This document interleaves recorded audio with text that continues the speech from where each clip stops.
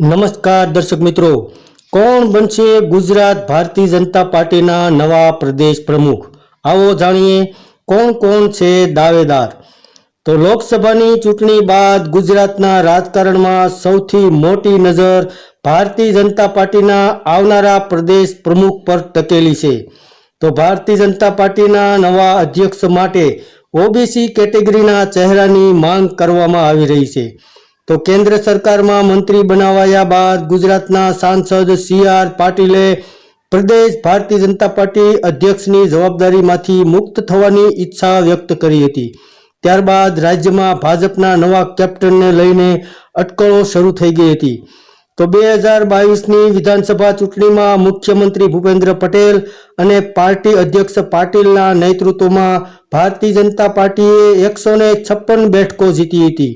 ત્યારબાદ લોકસભા ચૂંટણીની સાથે સાથે 5 વિધાનસભા બેઠકો પર યોજાયેલી પેટા ચૂંટણીમાં પણ તમામ 5 બેઠકો પર ભારતીય જનતા પાર્ટીની જીત થઈ હતી, જેને કારણે હાલમાં ભારતીય જનતા પાર્ટીના ખાતામાં 161 બેઠકો આવી છે. તો પટેલ અને પાટીલની જોડીએ આ ચમત્કાર કરી બતાવ્યો હતો. તો પ્રદેશ ભાજપમાં ભારે ઉત્સાહ જોવા મળી રહ્યો હતો, પરંતુ પાટીલ સહિત સમગ્ર ભારતીય જનતા પાર્ટી ત્રીજી વખત લોકસભાની તમામ 26 સીટ ન જીતી શકવા બદલ હાલમાં અફસોસ વ્યક્ત કરી રહ્યા હતા. પરંતુ બનાસકાંઠાની બેઠક કોંગ્રેસના ધારાસભ્ય જ્ઞાનીબેન ઠાકોરે ભારતીય જનતા પાર્ટી પાસેથી આંચકી લીધી હતી.